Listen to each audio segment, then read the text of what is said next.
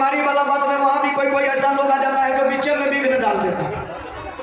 कोई बीए का आ जाता है कहीं कहीं क्या पता। और आजकल तो यूरिया खाद बेसी चलता है, यूरिया खाद। मगर गाँव में जब यूरिया छींटते हैं तो देखते हैं कितना मन लग जाता है। वही आदमी के शरीर में जब जाता है वो भी सनक जाता है।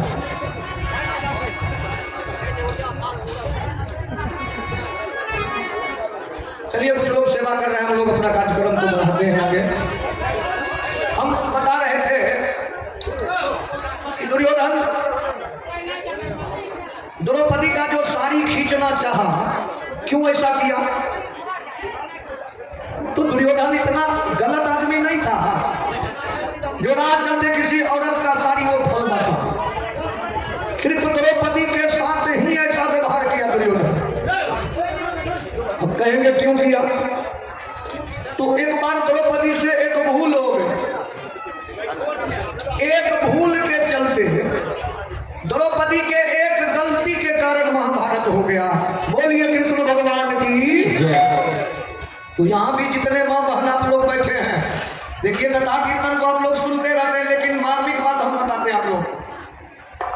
एक भूल किया द्रौपदी जिसके चलते महाभारत हुआ। तो आप लोग भी कोई ऐसा भूल मत कीजिएगा जो आपके परिवार का विनाश का कारण बन जाए। द्रौपदी कोई भी किसी को अगर कुछ बोलना चाहिए तो सोच समझ के बोलना चाहिए। ये ध्यान कर लेना चाहिए कि हम जो बोल रहे हैं इस सामने वाले को अच्छा लगेगा कि नहीं लगेगा, इसका परिणाम क्या होगा। तो जो सोच समझ के कोई कदम उठाते हैं ना, वो फिर जल्दी उनको कष्ट नहीं भोगना पड़ता है।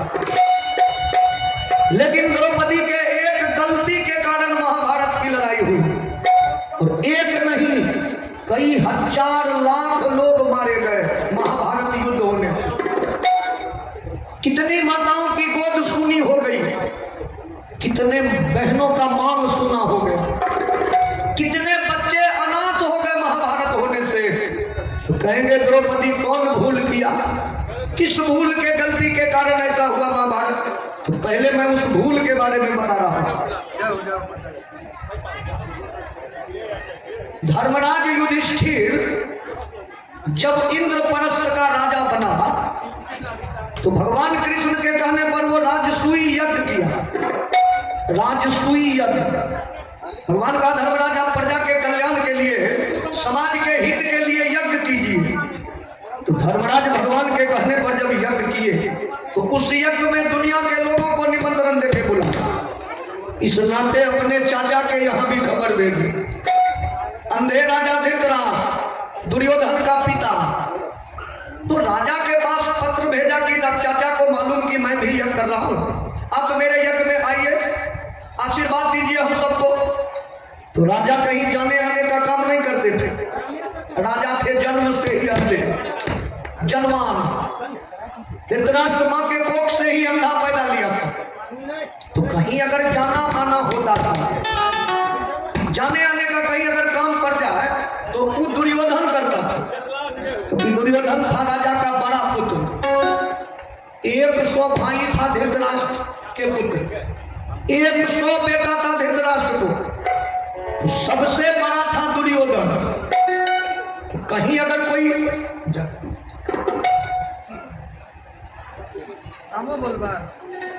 विनोद की मम्मी, देखिए श्री विनोद जी के माता जी हैं, ढेर सारा आशीर्वाद माता जी के हाथों मिला है। 50 रुपए का दान दिए हैं माता जी। भगवान कन्हैया जी इनके बेटे को खूब सानंद जीवन दे, खूब मंगलमय जीवन हो इनके परिवार का, ये मंगल कामना करते हुए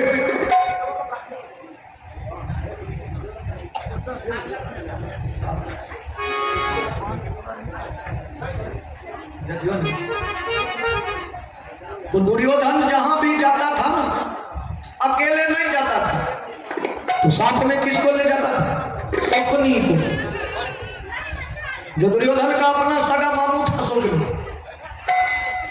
हम बड़े बड़े विद्वान के मुख से सुने हैं कि दुर्योधन का अगर जो कोई अगर विनाश करवाया तो वो शकुनी करवाया। दुर्योधन नास्तिक आदमी था, वो किसी देवी देवता को नहीं मानता था। दुर्योधन। तो देवी देवता की बात तो छोड़िए, देवी देवता को मानना और नहीं मानना अपना पर्सनल चीज है। अब यही कितने लोग बैठे हैं, अब कोई देवी देवता को नहीं है मानेंगे तो हम उनका क्या बिगाड़ लें। ये उनका पर्सनल बात है कि वो किसी देवता को माने या नहीं माने, उन पर हम लोग कोई जबरदस्ती नहीं कर सकते। लेकिन देवी देवता को बात छोड़िए, दुर्योधन अपने से बड़ों का भी सम्मान नहीं करता था।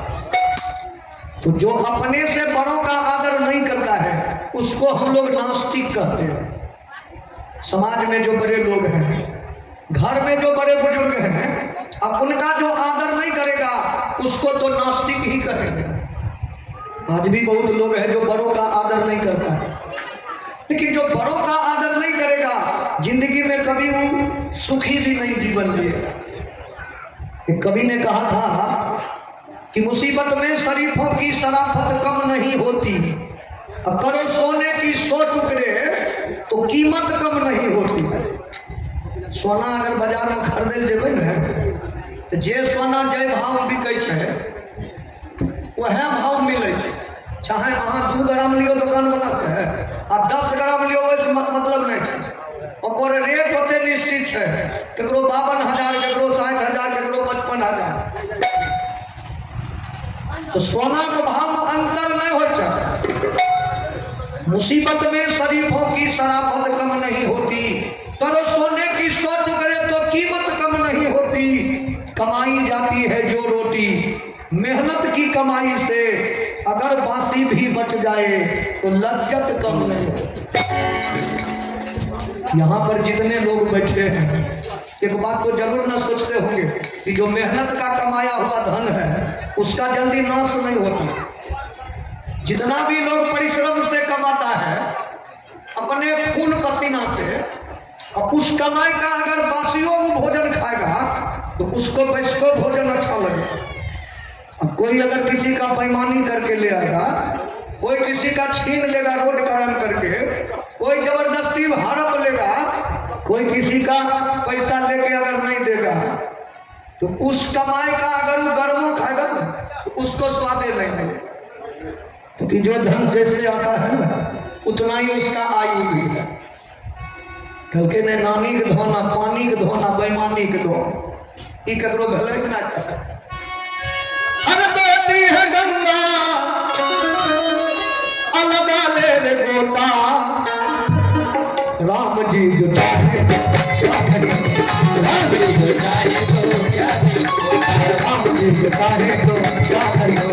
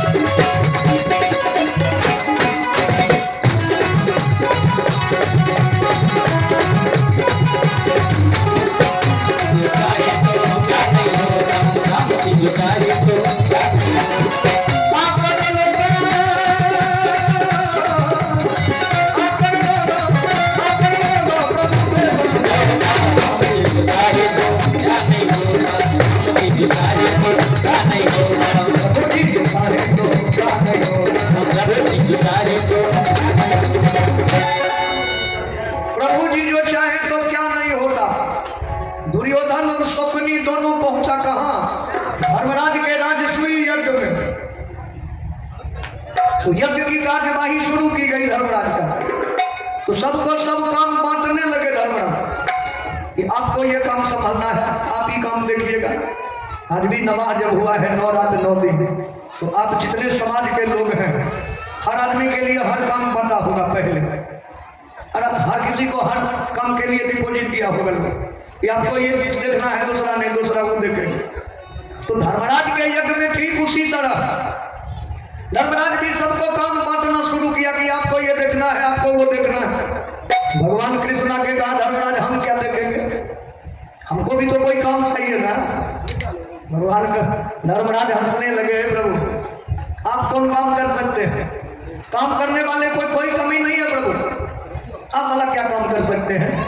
भगवान कहा कि सुनिए धर्मराज, जब तक हम आपके यज्ञ में कोई काम नहीं करेंगे तो आपका यज्ञ सफल नहीं होगा। बोलिए कृष्ण भगवान की।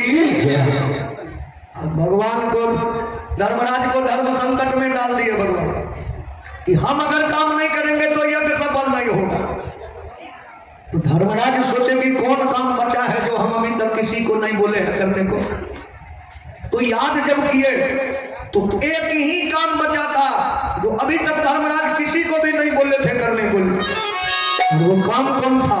जूठा पत्तल उठाने का काम। जूठा पत्तल उठाने का काम अभी तक धर्मराज किसी को नहीं बोले थे करने के। धर्मराज सोचे कि मेरे पास तो मात्र एक को काम बाकी है, अब हम कैसे कहें कि भगवान आप जूठा पत्तल उठाइए? ये न्यायपूर्ण बात नहीं होगा। लेकिन भगवान का दिया है धर्मराज, आप क्यों संकोच में पड़ गए? जितना पुण्य एक जूठा पत्तल उठाने वाला को मिलता है उतना यज्ञ करने वाले को भी नहीं। बोलिए वृंदावन बिहारी लाल की जय।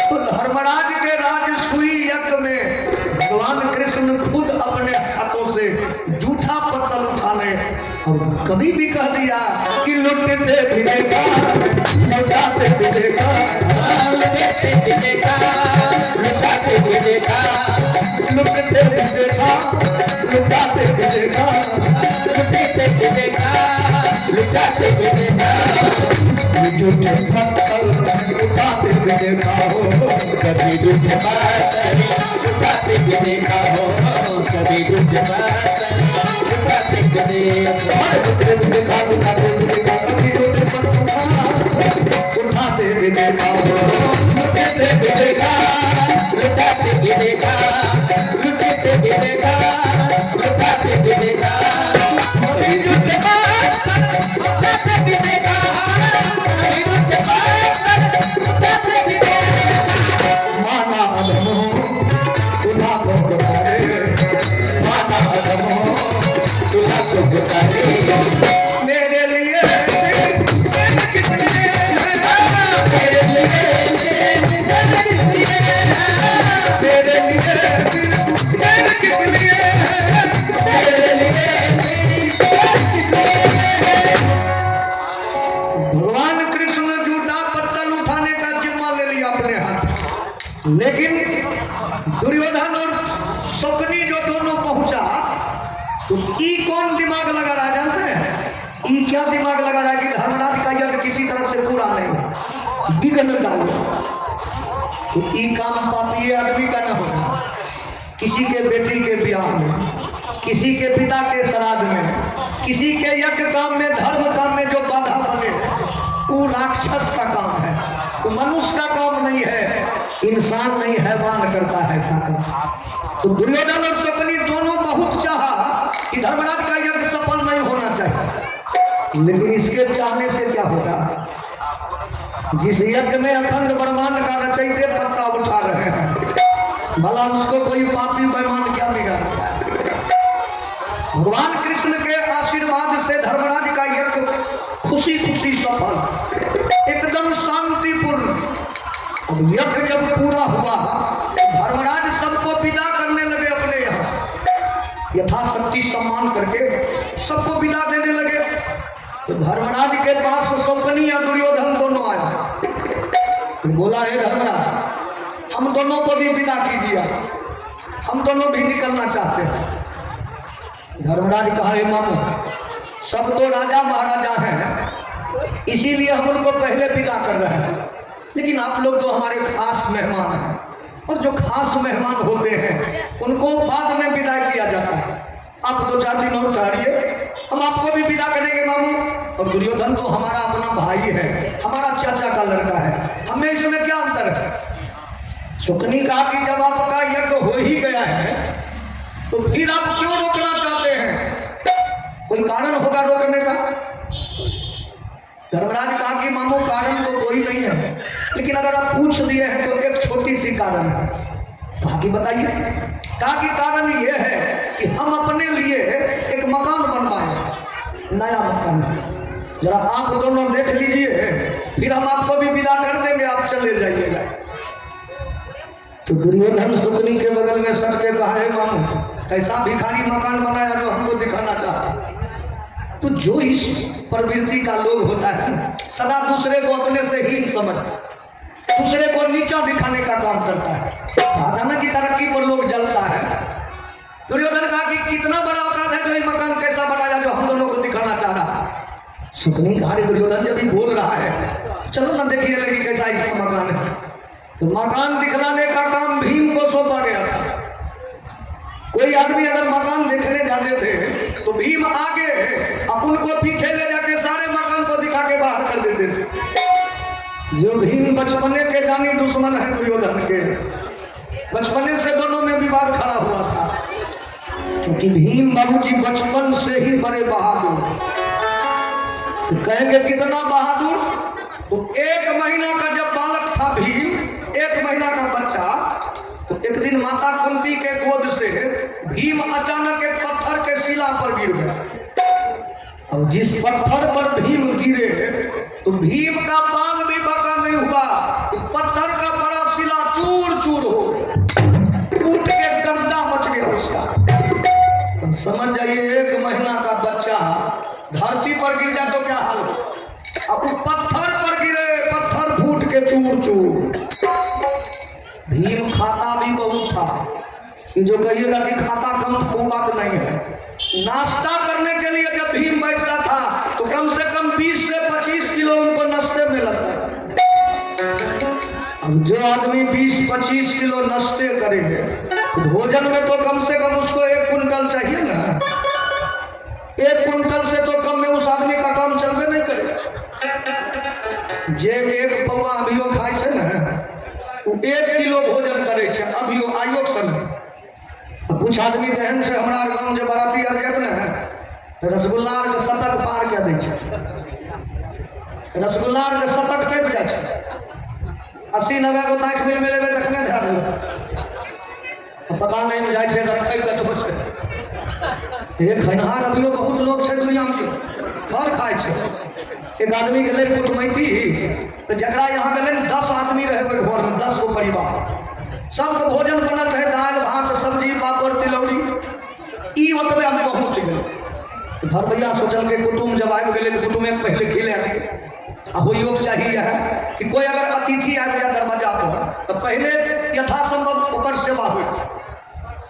घर भैया बेचारा बड़ा सीधा लोग कल के कुटुम जी तनी भोजन क्या लती है कि कल के हाँ कोई दिक्कत नहीं है सरकार चलो तुरंत हाथ हाथ धुल के चल गए, गले बड़ा पर बैठल कल के लग दाल भात सब्जी पापड़ तिलौरी दल के खाना शुरू कैले। खाना शुरू करके घर भैया रहे सामने में बैठल, देखल अब परसों लागते गले परसों लगे दिल के फिर खैने जाए। आ जै बेर घर भैया परसों दे ना एको बेर ही नहीं कहे कि अब छोड़ दियो भै गए, खैने जाए आ कहे कि दाने दाने में लिखा है खाने वाले का। 6-7 बेर परसों दल गयो, एको बेर नहीं मना कह, सिर्फ खाया कहे दाने दाने में लिखा खाने वाले का नाम। 8वां बेर गले घर भैया आ जे बच्चल रहे वो टैक्सी बर्तन से वो पोछ पाछ के चल गए, फिर निकल के दाने दाने में लिखा है खाने वाले का नाम। खिले नहार के नहीं रहल गले, कल के दाना दाना जे भूखे छो से बड़ा बड़ा भूखो कौन बड़ा बड़ा में लिखा है खाने वाले का। 10 आदमी खाना करे क्या अभी तक दाना दाना भूख गया। सुनो लोग से धरती बोलिए बजरंगबली की नहीं चाहिए दिल दुखाना किसे,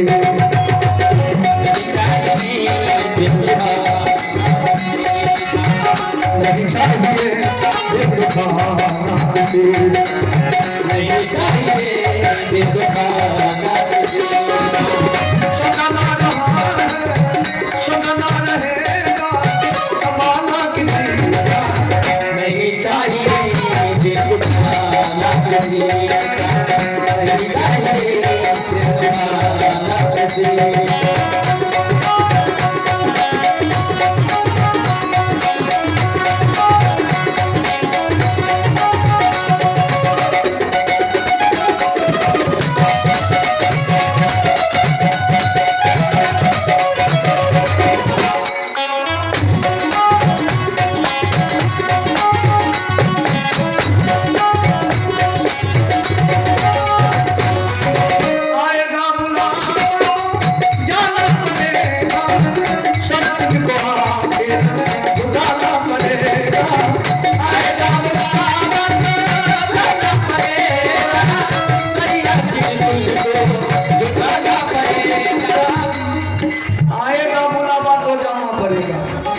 देखिए जिन बाबू साहब का ईश्वर घर से अगर बुलावा आ जाए, उसको लाख भी दुनिया के लोग कोशिश करेंगे कि हम इनको रोक लें, वो रुकने वाले नहीं।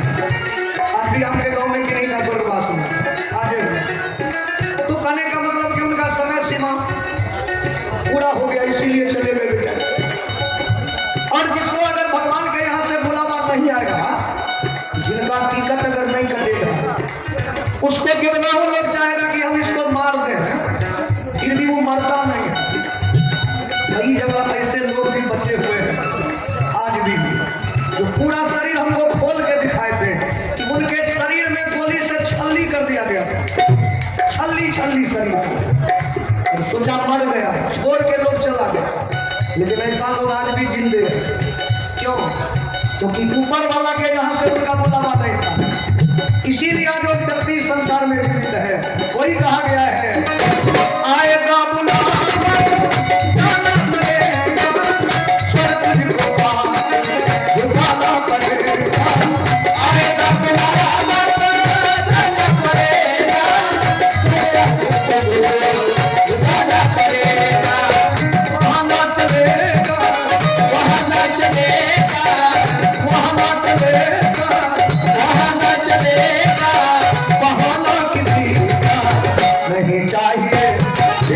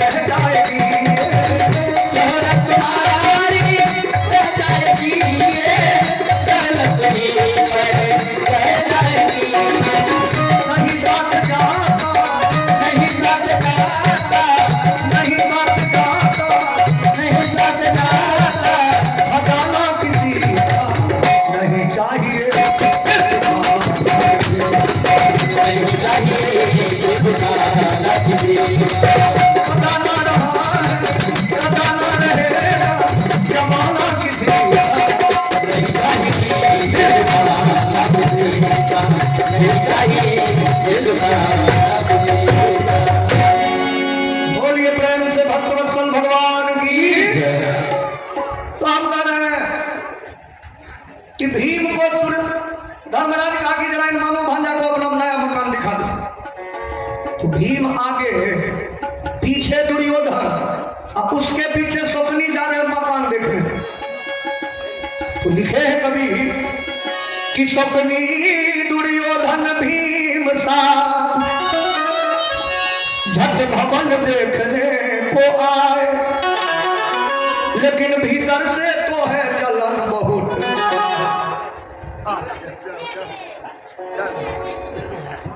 लेकिन भीतर से तो है जलन बहुत, ऊपर दिल से है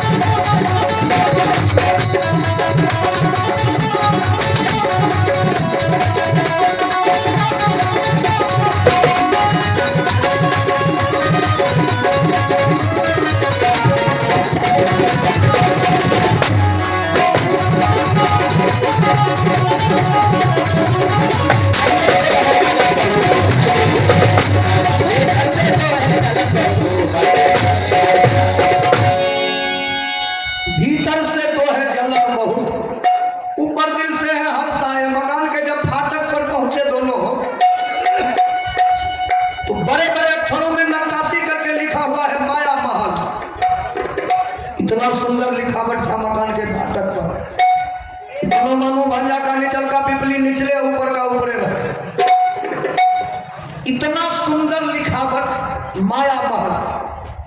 सुखनी बगल में सट गया दुर्योधन, इतना सुंदर मकान कैसे हाथ लगाई सो, इतना सुंदर मकान धर्मराज कैसे बना लिया। तो धर्मराज के पास क्षमता नहीं था वैसा मकान बनाने का, तो कहेंगे धर्मराज को ये मकान फिर प्राप्त कैसे हो गया। तो एक राक्षस के द्वारा मकान प्राप्त हुआ था इसे। एक दिन अर्जुन भगवान कृष्ण कहीं घूमने निकले थे, तो अचानक एक जंगल में आग पकड़ लिया था। आग का लपेटा इतने तेजी से बढ़ रही थी कि करोड़ के करोड़ जीव उसमें झुलस रहे थे। भगवान कृष्ण वहीं रथ को रोक लिए और अर्जुन से बोले, अर्जुन जल्दी इस अग्नि को शांत कर दो। अर्जुन कहा कि मालिक इतने भीषण कांड अग्नि को हम कैसे शांत कर सकते हैं। भगवान कहा कि जो कहा वही करो अर्जुन, बहाना नहीं। तुरंत भगवान के आज्ञा से अर्जुन अपने तरकस से बाण खींचे हैं और गांडी पर चढ़ा के खींच के मार दिया धरती में बाण को। अब इतना पानी छूटा उस बाण के सहारे कि तुरंत अग्नि शांत।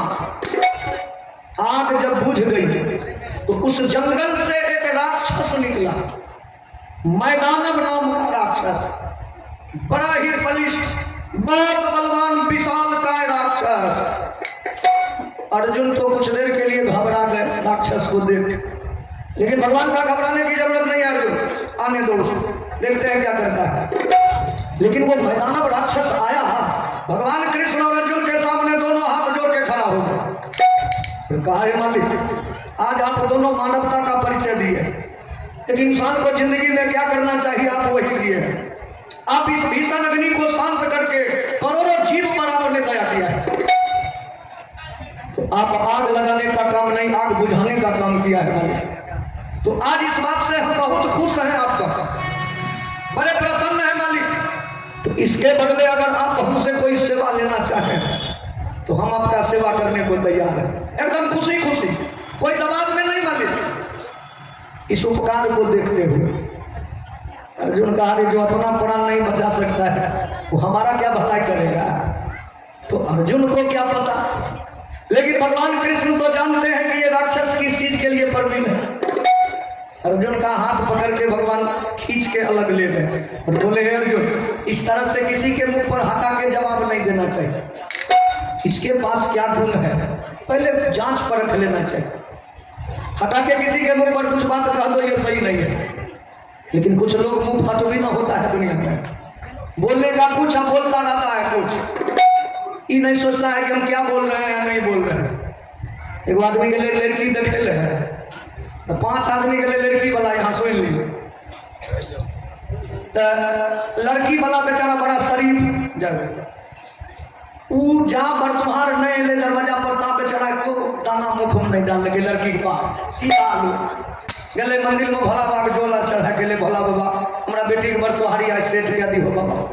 तो हर पिता के माँ बाप के सोच रहे थे बच्ची जब जवान कर गए तो बरतुहार जब अले तो बुढ़ा एको को नहीं ले बरतुहारी सब अले जुआन का आप बुढ़वार के पूछबे के करे छे बरतुहारी में। अब तो लड़का का लोग हमो लड़की देखो तब बियाह कर दो आ देखबे करे छे सब जगह देखे छे लड़का लड़की का लड़की लड़का ई नया जमाना फैशन में है। एगो 5 आदमी के के लड़का के बाप माय बहिन बहिनो लड़को बोले तो लड़की के जब बोले तो पहले लड़का के बाप पूछल के 20 गो प्रश्न लड़की उत्तर दिल ओकर बाद लड़का के माय पूछल के 25 गो प्रश्न ओकरो जवाब दिल के लड़की तब लड़का के बहिन बहिनो दोनों मिल के पूछल के 40 गो प्रश्न। अब जना IAS सर के जब नौकरी हो लोग के तो 5 गो आदमी मिल के मौखिक प्रश्न करे वो जवाब अब तब ओकरा IAS में UPSC में जो नौकरी हो कोई लोग बाहर अब जना ई जना पूछो लगे नौकरी दिला लेकिन लड़की रहे पढ़ल लिखल लड़की जवाब दैत गले जब सबको पूछल भे गए तब लड़का कल के हम पूछेंगे हिंदी में कल के हम पूछेंगे लड़कियों कल के तो पूछिए लड़का सोचल के सब बात पूछिए लड़के बचले की जो हम पूछिए लेकिन कुछ तो पूछबे जरूर। लड़का लड़की कल के तुमको गाना गाने आता है।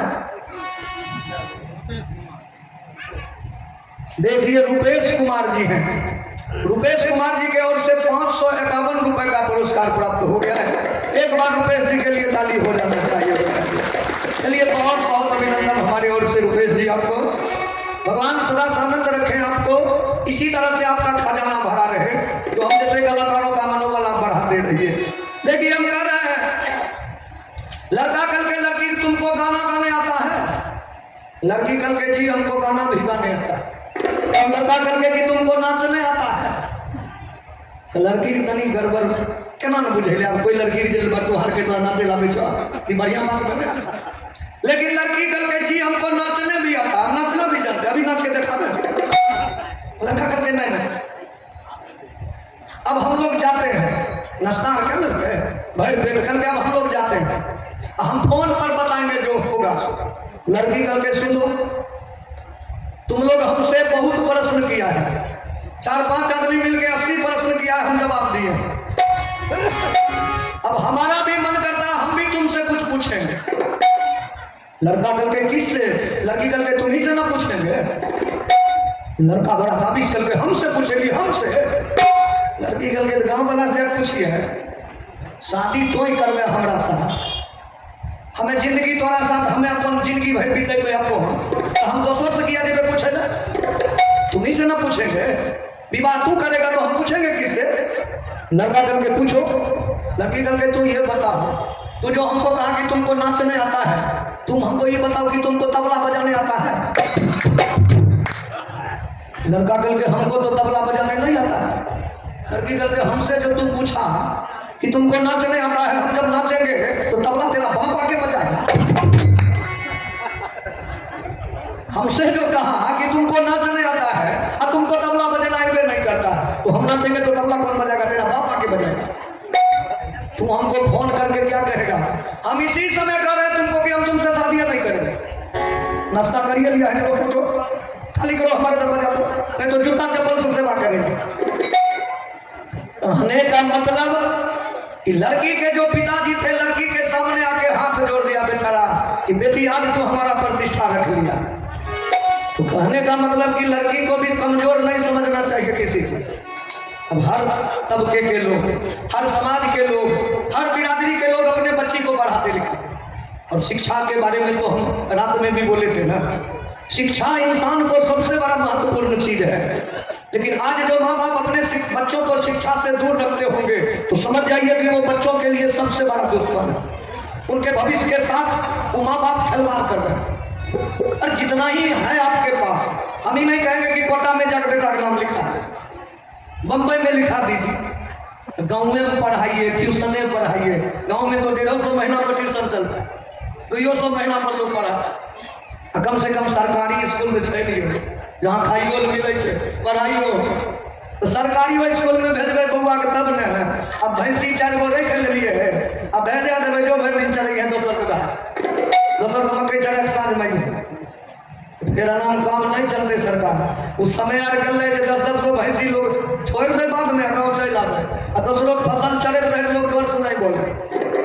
हमरो गाँव बहुत पहलवान आ रहे भैंसी और भैरा खुल रहे लेकिन अब द्वार पर प्रयोग नहीं है। देखिए ये है मिथुन कुमार गुप्ता जी। मिथुन गुप्ता जी के तरफ से 51 रुपए का पुरस्कार मिला है।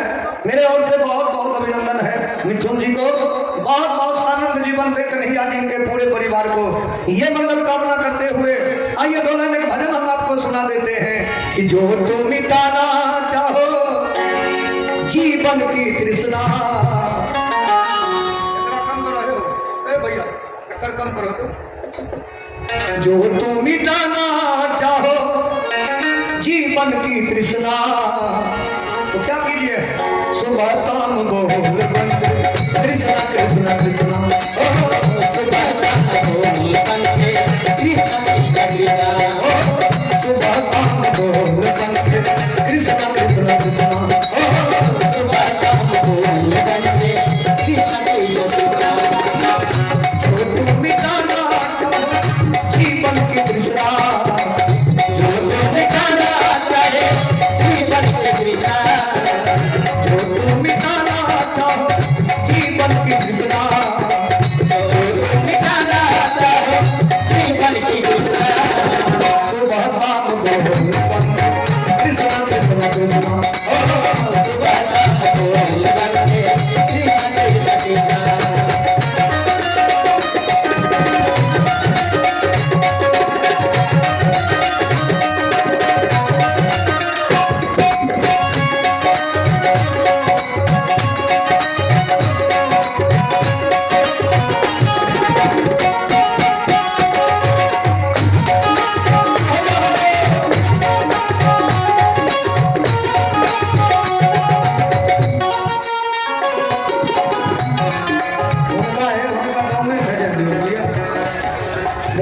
आदमी के साउंड के ध्वनि जब पड़े अक्सर ही बीमारी उत्पन्न हो इनका देखने